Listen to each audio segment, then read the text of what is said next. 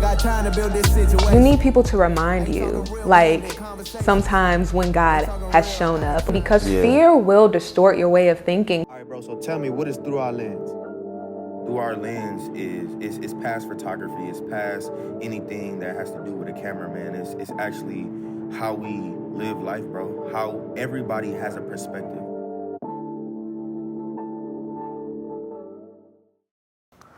What up, bro? What's good, brother? Appreciate you for coming through, Thank you man. for having me. It's a pleasure. Time is an important thing, so I appreciate you for spending your time and creating this. Yeah. You know what I'm saying? Because you said you was hopping on the freeway and coming downtown ain't always easy, bro. So I appreciate that, it's man. Valuable, though. You know. Appreciate that, man. Absolutely. I wanted to get into some mental checks, man. We are now 11 months into the year, bro. And I know life can be life. So like, yeah, bro, be life, and so like. How are you mentally from a 1 to 10, 10 being the highest? Like, where are you mentally? If I had to rate it, I would say, honestly, I would say a 10, bro. Okay. Just to be transparent, like, for me, I'm in a place of like pure gratitude. Right. Although things may not be as I would desire them to be in all areas of my life. Mm-hmm. I woke up today, you know what I'm saying? I got food in my stomach, you know what I'm saying? I got a roof over my head and clothes on my back, so I'm grateful, bro. Like, I'm not asking for more than God has given at this season. You got what you have what you need. Yeah, bro, you know what I'm saying? How about you? I'm actually good. Thank you for asking. I'm doing way better. I think, dang, what's it the last time I think I was sharing with somebody that we in the valley. Yeah. But at first, the valley felt like a good 2, you know what I'm saying? But really, honestly, with like prayer, spending time like with God and just like being where my feet are, I'm honestly like at a 9, bro, to be honest. The reason why I say not a 10, because I'm like, not saying I don't know if I ever will be a 10, but it's one of those things where, like, you know how life kind of flows. Sure. But I'm also learning, you know, never to be too high and never to be too low as well. But yeah, a good 9, man. Me and my wife, Destiny, we are coming together, bro. Like, you know, it's been 2 years, almost 3 now that we've been married. So like, we've been coming together, really incorporating the word, you know what I'm saying? And, you know, within our relationship and marriage. So honestly, bro, it's been pretty good, bro. That's beautiful. Yeah, I know you married too. So speak about that, bro. Man, you know, like you was just saying, like, being in the valley and it feels like a 2, I'm learning that it's okay to be even like at a 9 in the valley, especially if you want to get out the valley faster. Yeah. It's just like being okay with like whatever transition you're dealing with. And for me, the reason why I say that is because my wife, I just got married like recently, like earlier in the year. And right after that, my wife had to go to China for work. And so she, like, after being with her for 3 years every single day, working together in the same industry, business partners, and then right after we get married, while moving back to America, she had to go to work in China, and she's been gone for 2.5 months, but the totality of the trip is 3. And they're even calling me, talking about they want her to stay another month or 2.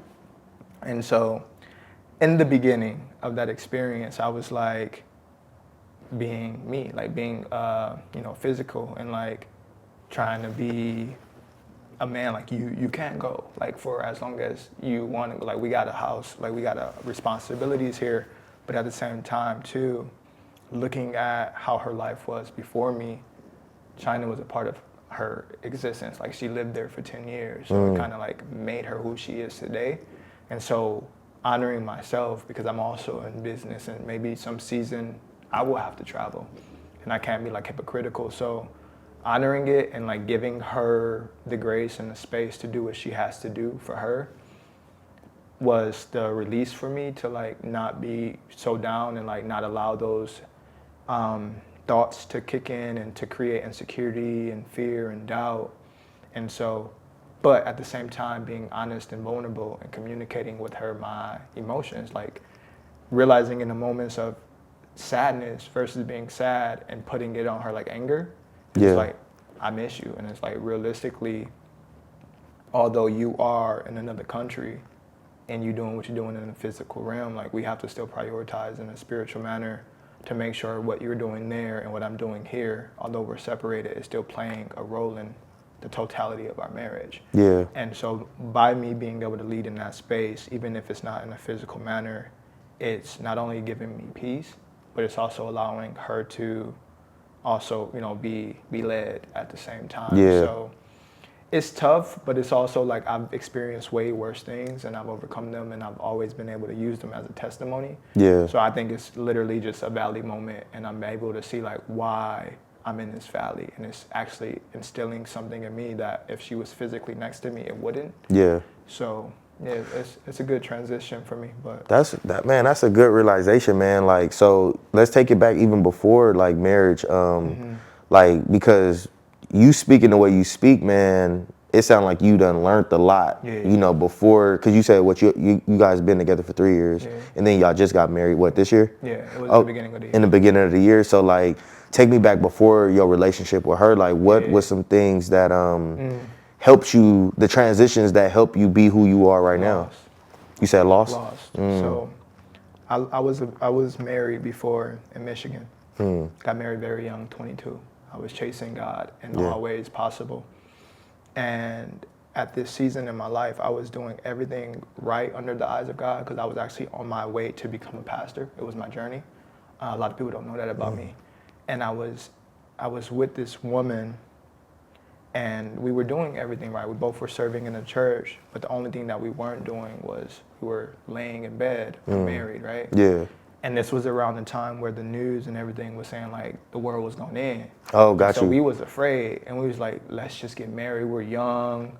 Michigan is very villagey, so it's just like you accomplish life when you have a good job, you have a home, and you start a family. And so that was the journey that I was on.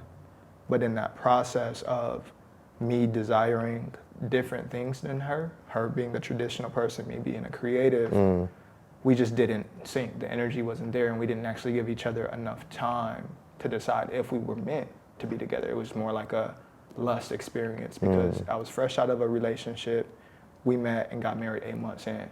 So it was very young, very foolish, and also fearful of God in the most beautiful ways, because it taught me a lot today.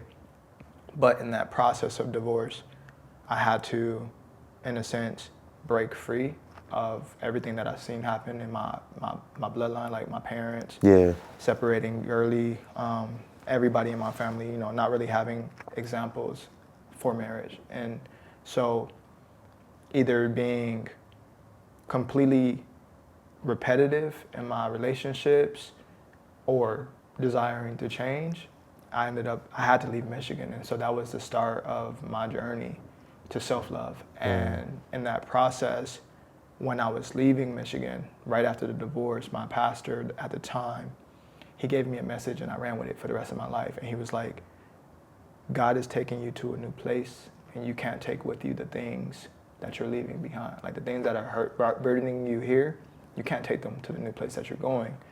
And so when I got to LA, I booked a flight, got an Airbnb, shipped my car. I didn't have a job or anything. I was like, I'm gonna book an Airbnb for 30 days. And if I'm meant to be here, it's gonna work. I trust you. And so when I touched down, I remembered that message that the pastor gave me, and I had to check inward, go inside, and see like what things had control over my mind and what things were I identifying with. Because as a kid in a city like Detroit, you identify with everything around you, the external. Right. And so when I sat and I looked at like what's causing me to do certain things, it was the type of foods that I ate. It was the way that I seen my dad treat women, or the way that I seen my mom not with, you know, the way that her men that she was with at the time treated her, alcohol, marijuana. And so I noticed that all of these things were causing me to, you know, create hurt and hurt people. And so I decided to go cold turkey and leave all of those things behind. So I ended up going celibate, I ended up becoming vegan, stopped drinking and stopped smoking, and I locked myself in a church where like I ended up living in a dorm with like 3 other youth pastors that were on a journey to become like leaders as well in the church. And that was the strength that kept me on the right path of like not desiring women, because I was working in the industry, so like being around all of these models and stuff, so many temptations. But Yeah, for sure. the thing that I kept in the back of my mind was like the way that I felt after my divorce. I never want to feel that again, and I never want to do that to a woman again because I had to leave. I chose to leave for the betterment of both of us. And so I think it took me like 3 to 5 years to even get interested in women again. But at the same time, it taught me that I needed to leave the environments that weren't healthy for me because I didn't think I could find a woman in LA. Yeah. Because my morals, my desires, and my fear of God, like I just didn't see that coming from women at that time. And maybe it was just like, I don't know, maybe it was just my journey, you know, because now that I'm back, I see beautiful men and women that are in love with Christ. Yeah. But for me, I needed to leave the country. And so I was going to ask that. Like, so from Michigan, did you go to LA? I came straight to LA. Oh, okay, cool. So I know that you stayed outside of the country for a while. So was it Michigan, LA, and then? Yeah, Bali. Okay. Yeah, so I ended up visiting Bali for like a week vacation because I needed a break from the industry. Yeah. And I didn't like it, but the very last day, I fell in love with it. And then I felt in my spirit, because it was a very spiritual place, and I felt in my spirit that I needed to move there, because I felt the peace and I felt safe for the first time in my life. Yeah. I didn't have no judgment. I didn't have to compete with like brothers or like, you know, people in the field that I'm in. And so I gave myself a goal. And this was around the time where I started to understand like visualizing my desires and mood boards and stuff like that. So I gave myself a year goal. I was like, I'm gonna go back to LA, I'm gonna grind out, I'm gonna save up as much money as possible, and I'm out. And so I put that out into the universe, and I put it like on the internet to make it more real. Yeah. And so within that process, COVID happened, right? Got you. Okay, so 2020. In 2020. So COVID happened, and then it was like, oh, I can't go. And then life, like long story short, I was like at a Black Lives Matter protest, and somebody came up to me, gave me a bracelet, ended up being a bracelet from Bali, or island clear, like right next to Bali. And then they just told me that they was in LA 6 months, Bali 6 months, and that they were leaving soon to Bali. I'm like, how? The borders are closed. They said, we can get you a visa. I didn't know them. I was like, this is God speaking. If it's possible, I'm gonna be there. Yeah. And I was like, whatever it costs, let me know. I paid the price. Literally a week later, my visa was ready. And then it became real to me. I was like, oh, this is a real thing. Yeah. But what I've always done was like, went what the most uncomfortability, like whatever I felt uncertain for or fearful of, I just faced it. So when my visa went through, I literally had like a week to get rid of all my stuff and put whatever else I didn't get rid of in the storage unit. And so I did that in like two years. I was in the jungle celibate, just spending time with God, getting super deep into like healing, and definitely was studying different areas of God, because I had a disconnect from religion, and I still had Jesus like in my spirit, but I wanted to connect with him in ways that America didn't communicate it. And so I did that in nature, and finally I opened up to like dating again. And shortly after I ended up meeting my wife, but I didn't know she was gonna be my wife at that time. We both were working in the same field. And you met her out here? I met her in Bali. Bali, okay, gotcha. So I met her in Bali. She lived there for 3 years. I lived there for 3 years. I met her in Bali, and so the last year of us living in Bali, we were pretty much together, dating or whatever, and never in my mind did I think I was gonna get married again, because I made a vow at an age when I got divorced that I would never get married again, because I just didn't believe that like government documents and stuff like that valued love, and I didn't want to like destroy like someone again with that seriousness of like court and everything. But I also was trying to like, from my own human ways, convince myself that God was okay with me just being pure loving and loving someone while still putting God first. But in reality, it's just like, if you don't make that sacred commitment, then it's not really like biblical. You know what I'm saying? Dang, man, that's good. Look, that's a journey. No, that's I mean, but I appreciate that, because you know, this thing, well, my podcast is called Through Our Lens. So the fact that you are literally like giving us a journey, that was a journey, bro. Absolutely. You know what I'm saying? I appreciate that. That's tough, bro. Shoot, I mean, what? I couldn't imagine, you know, like I'm born and raised from here, you know what I'm saying, from LA. So it's like, moving somewhere and then like not only moving to another state, but then moving out the country. Where they speak a different language. You know what I'm saying? That look like, there's few people that look like you, but yeah. And then meeting, you know, somebody and then different cultures. Yeah, you know what I'm saying? Like, I appreciate that. I appreciate you for sharing that because that's a lot of insight, bro. Yeah. You know what I'm saying? You never know what's behind a person at all. You know what I'm saying? You never know what a person going through or whatever, but I appreciate that. So I want to get into, like, so I know you a man of many hats, bro. Like, what do you do? I know you do photography, but bro, you an artist. So like, what explain to me. I'm a creative octopus. Yeah, so like, bro. If you could see beyond the physical, you would see me with like 5 different arms. Yeah. You know what I'm saying? And so I started off doing clothing. Okay. Believe it or not, I started off doing clothing, and I hate waiting for people to turn around things. So like, I was like, I need a camera to take pictures of my clothes, right? And so that's what got me into photography.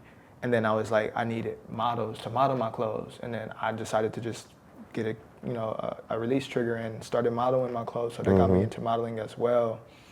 And then as I progressed and got to Bali, outside of those 3 things that I just mentioned, because that's all I was doing for the 12 years that I was, the 10 years at the time I was in creation. Yeah. I was in Bali, and then I just kept hearing God tell me, go deep into the jungle and find your voice. And I didn't know what that meant, because like I thought it had to do with like just me like speaking. Yeah. And I wanted to be a motivational speaker at this time. And when I got to the jungle, I was like, just like random, like around random people, like all of this random spiritual stuff was going on. And so I was just like being really introverted. Yeah. Not really starting conversations because it just wasn't connecting. But for some reason, I keep going to these different places, and then this OG, this random black guy, I kept bumping into him, and then randomly at some cafe, he just came up to me and was like, "What's up, bro?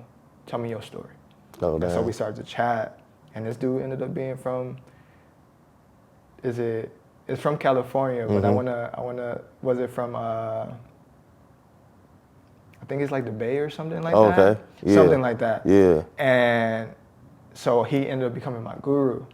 And so he's like a old Beast Boy. He was like rapping, dance, but at the same time, he was like a poetry coach. So he was doing like poetry exhibits and workshops and stuff like that. Out there in Bali. Yeah. But also teaching Qigong and like how to connect with like moving energy and stuff like that. And so I just went under his wing, and I started to do poetry.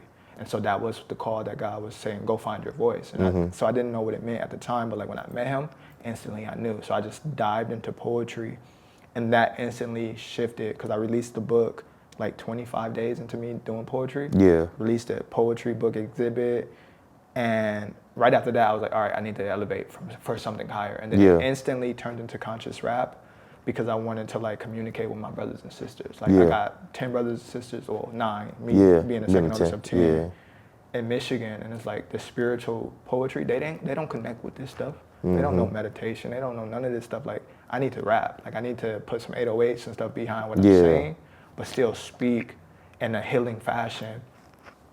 You know, not honoring, but like focusing on like the traumas that we face, but like also educating how to get through those, right? Right. And so that got me into, poetry, music, and now in the space that I'm in, being like, my goal is to put my voice out there as much as possible. So when I'm gone, I'm still here. Yeah. And I'm still touching souls. And so now my biggest focus outside of all of those media things is like just being like a leader and running a podcast myself. And so that's like the main thing that I'm passionate about. Although it doesn't like provide a monetary exchange at the moment. Yeah. But I think for me, doing the same thing for 12 years, like I needed something fresh and something new. So like being in this environment, in this space is like my main creative space right now. Got you. So like now that you feel like you anchored out here now? This close. Okay, bet. This close. Okay, because cool. like I'm still very introverted, and I'm still in a sense searching for my community. Got you. Because when you, not to say that I'm better than anybody, but when you are like foolishly in love with God, you don't do anything wrong. At least you, like outside of your subconscious and your thoughts.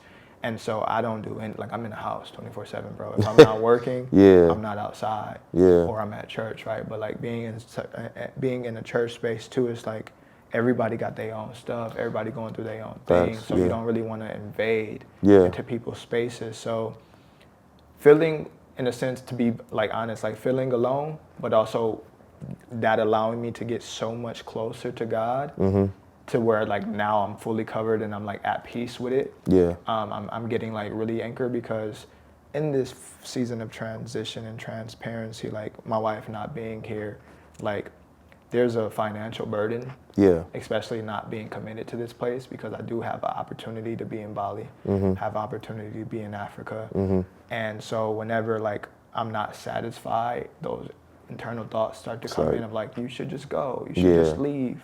But getting to the point where I'm like letting my yes be yes and my no be no is like, I know that I'm here for a reason. Right. Because why did I come back? I actually came back to sell all my stuff and leave again. Oh, bounce. But I got married. Yeah. Me and my wife is planning to like actually build here, and in the transition of her leaving instantly, now I'm back sitting with myself like, okay, bro, you left your identity. You ran away from America. You came back with your wife, but now you back by yourself. Right. So there's a reason for that. Yeah. And so honoring that, and this last like 3 weeks, I would say that's what's getting me to the 10, is because I'm just like surrendering and just being okay with it. Yeah. And also starting to fall in love with it again. Yeah. So like, since you've been out here, has it been, because man, it's crazy.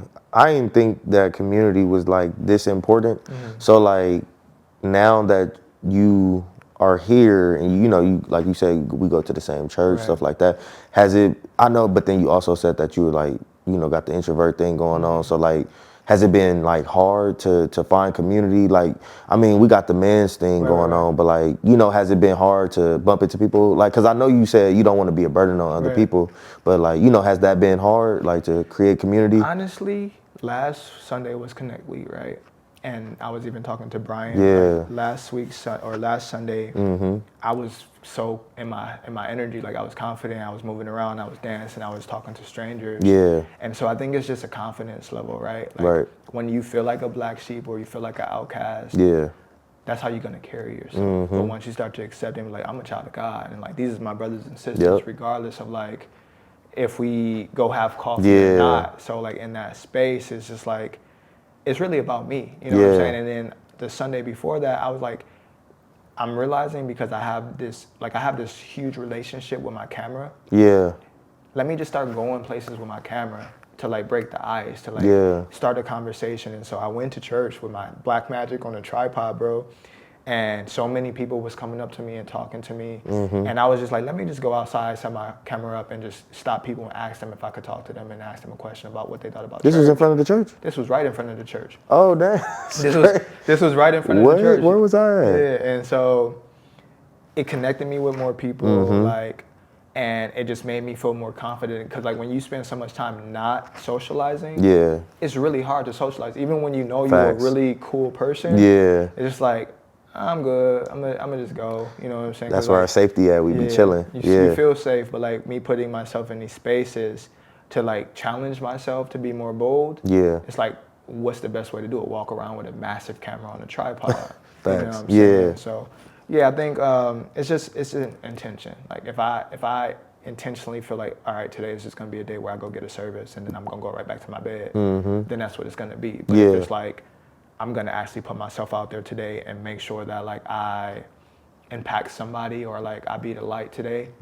Let's do it. And then so that's where my energy has been lately, and it's been beautiful. That's good that you said that, because it's times where like we head in the church and I tell Destiny, I'm like, man, I don't really feel like talking today. You know what I'm saying? But then some days, like I'll go to both services. You know what I'm saying? I'll go, because I'm helping with the guys and stuff like that. But like I will tell myself like, yo, like you gotta do that, because it might be somebody that's there that need you.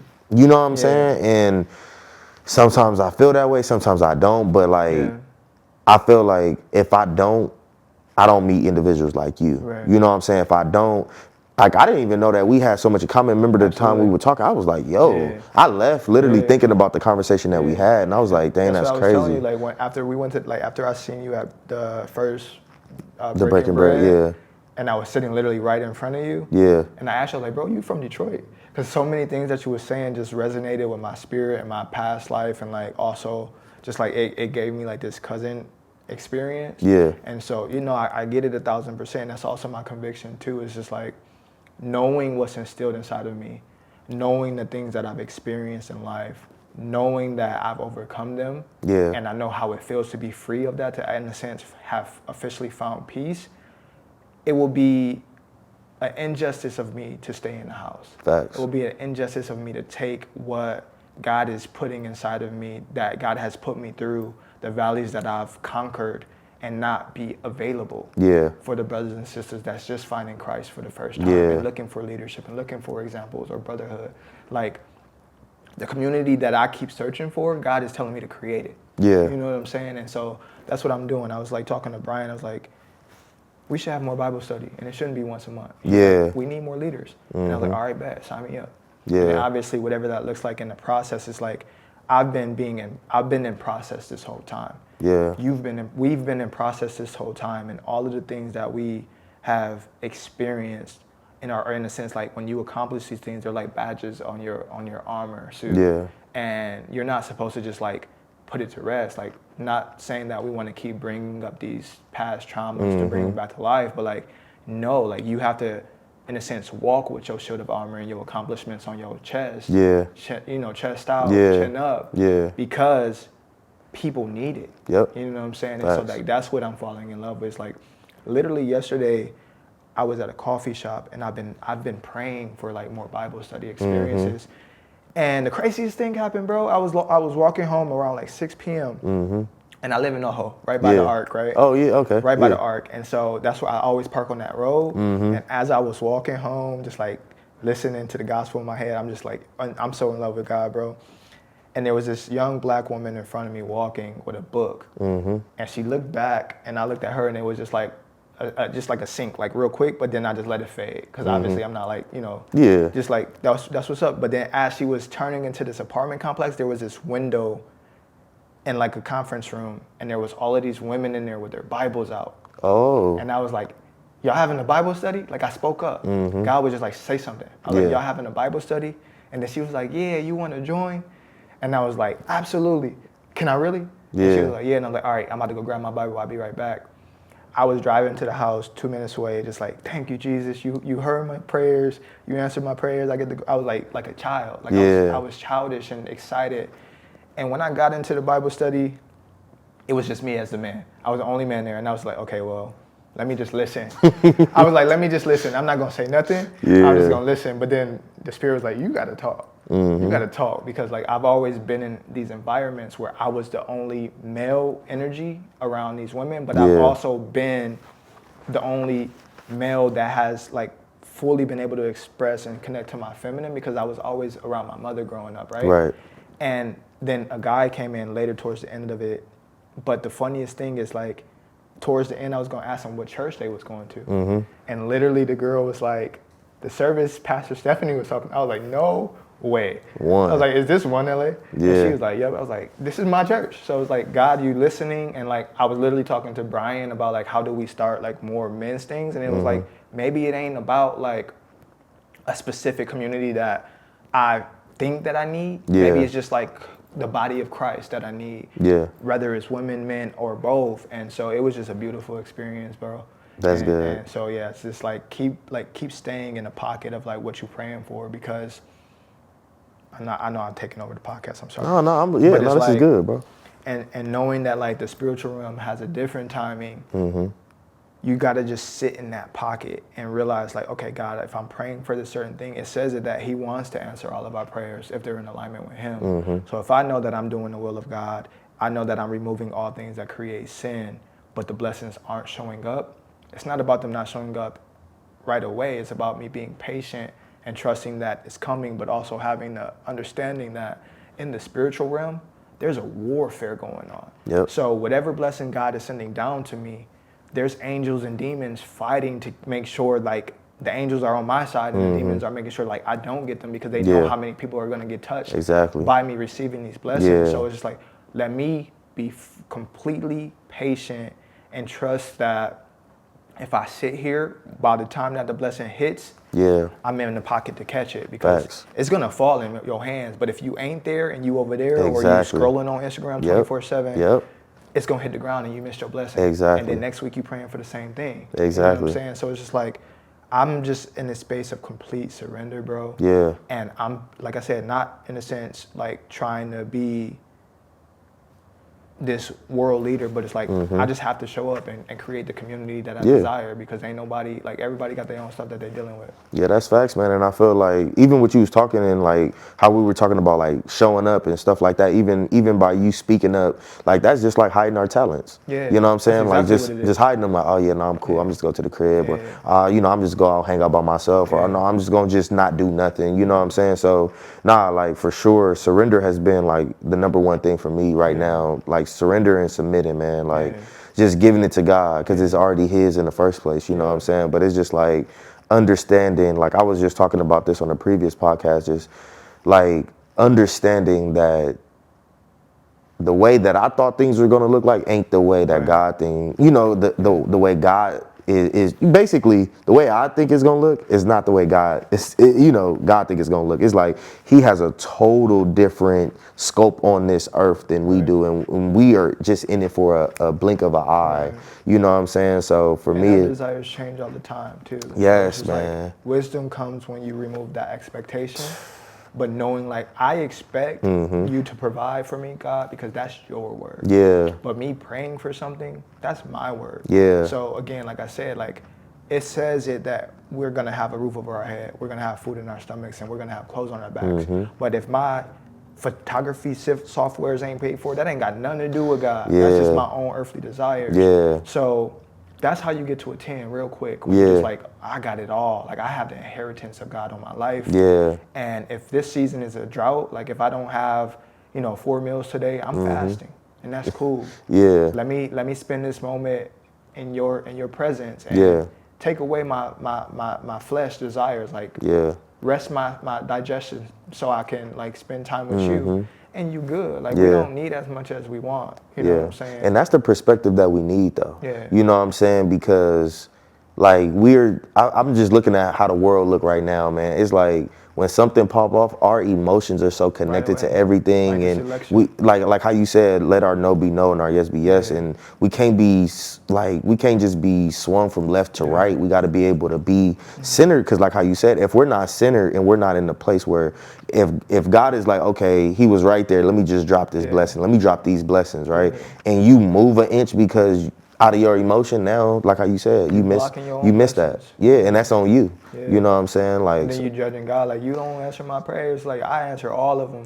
That was in alignment. But you running around. Like, no. That's good, Surrender. bro. You know, I was saying it yesterday, bro. It's just like, we gotta start seeing our relationship like a marriage, right? Like with our Father in heaven, it's like you either committed to this in marriage or y'all just dating. Right? Because like you're gonna treat your girlfriend or your boyfriend different than you're gonna treat your wife or your husband because you don't have that commitment. And maybe some cool person down the street is pulling you away from that because everything don't look perfect right now. But in a marriage, like a God marriage, it's like, I'm not doing that because I know what it's like for me to be hurt. I don't want to hurt my wife, and I also don't want to disappoint my Father. And so realizing, like, when we sin, it's us hurting our Father. It's like we go to pray for forgiveness and we repent thinking that it's for so we don't feel bad, but it's like we're hurting our Father. So when you get to a point of like, okay, I don't want to offend no human. Why in the world would I offend my Father? So I do everything in my power, even if it means I need to, like I say, fast for a season. Maybe this season I'm not working and not making all of the money that I need to obtain the lifestyle that I created. Let me humble myself a little bit and let me be in this present moment, trusting that for what I actually need, for what is promised, those funds are going to show up, even if it's last minute. You know what I'm saying? And so that's the season that I've been in. Because me too. I broke, bro. Like I broke free of this trauma leaving Michigan, like the poverty mindset. When I left, when I got into the industry, and I was making all of this money, chasing all of this materialistic stuff. And I wasn't happy, but I didn't have the stress of like not being able to do what I want to do, not being able to go to every function.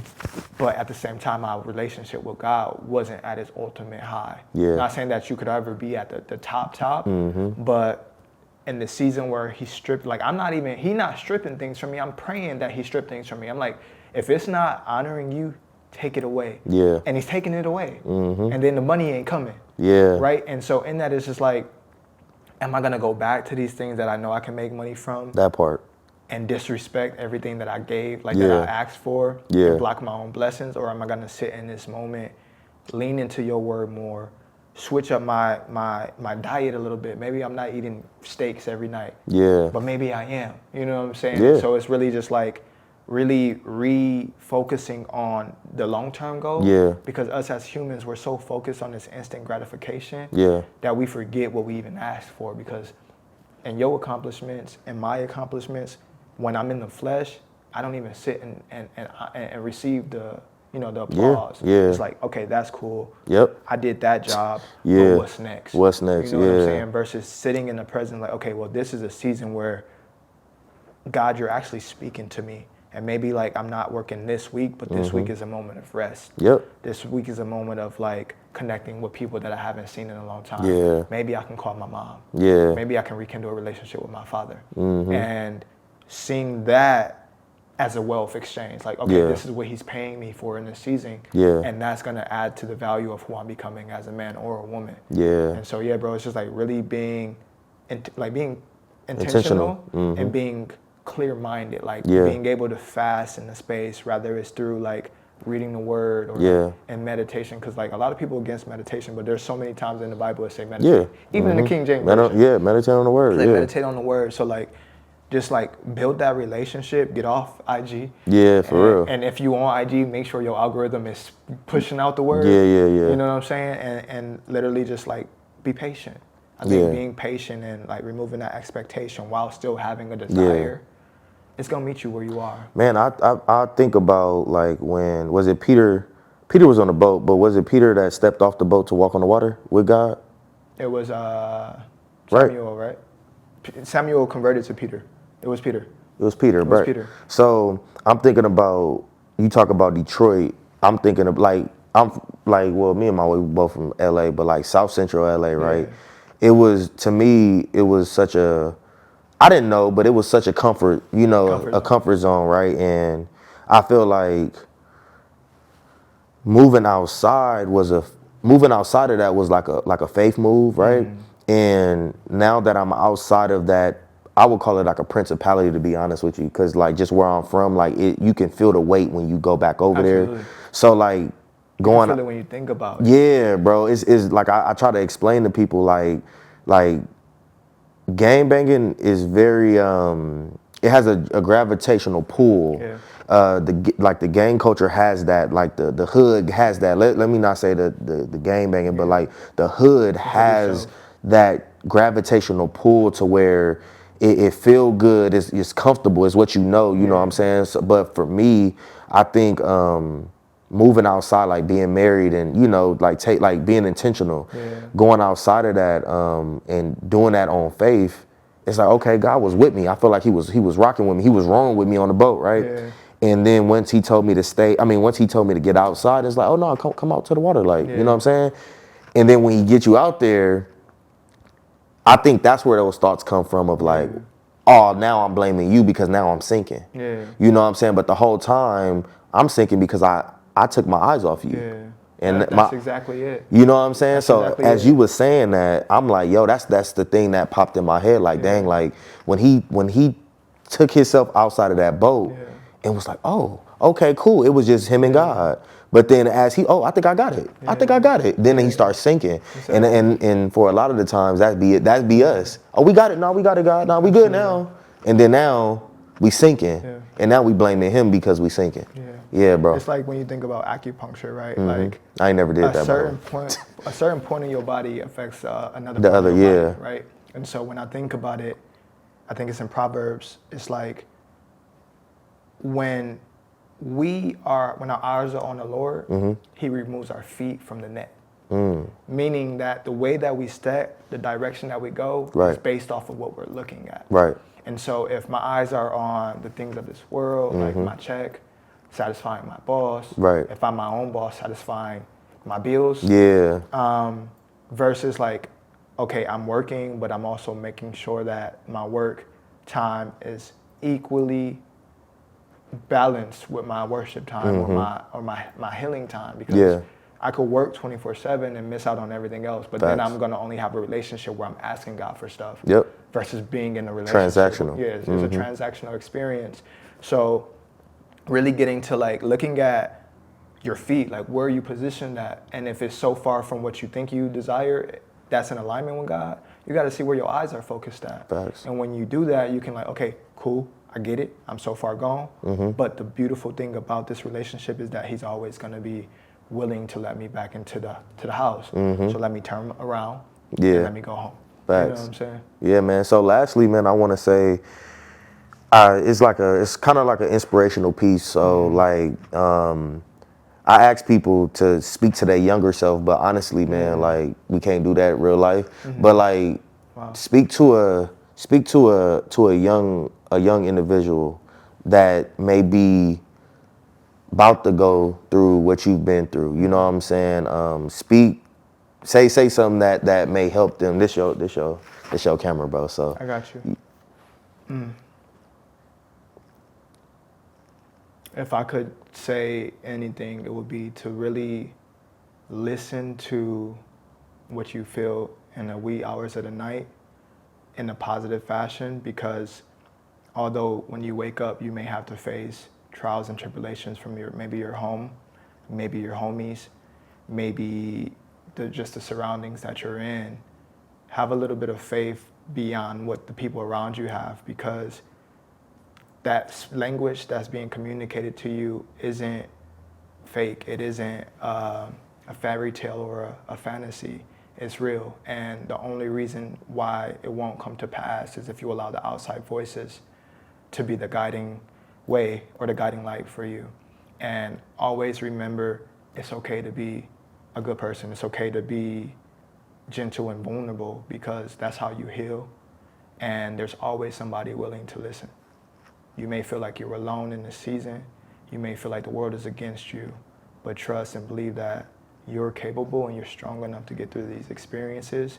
And everything that's happening to you is for a reason, and it's for an ultimate better reason. You may not understand it. You may not understand why but just know that you are chosen and that your purpose on this planet is unique and there's no one else like you, and you have something to offer. So whatever you think about, whatever you desire, whatever makes you feel good when no one's around, if that's something that you would do for free and you love it, that one thing is something that's gonna be your guiding way. It's gonna be what provides for you financially. All of those things that are inside of you, you have to bring out to the world. You weren't gifted with those things to keep them to yourself. I appreciate that, bro. That's it. Thank you, man. Thank you for having me. Yes, sir. It was an honor. Yes, sir, man. Appreciate that. That's a wrap, man. That was beautiful. It's a wrap. Sir. That was good. Thank you, man. I felt like I was starting to fall.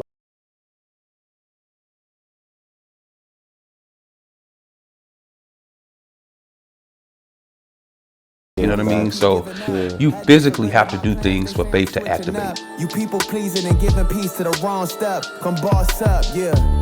If you don't learn to forgive, it's gonna make you even more bitter, and it's gonna put you in a more dark space, because it's not about them, it's about you. Through our lens, how I see it, baby. We took our time to build this situation. You need people to remind you, like sometimes when God has shown up, because fear will distort your way of thinking. All right, bro, so tell me, what is Through Our Lens? Through Our Lens is past photography. It's past anything that has to do with a camera, man. It's actually how we live life, bro. How everybody has a perspective.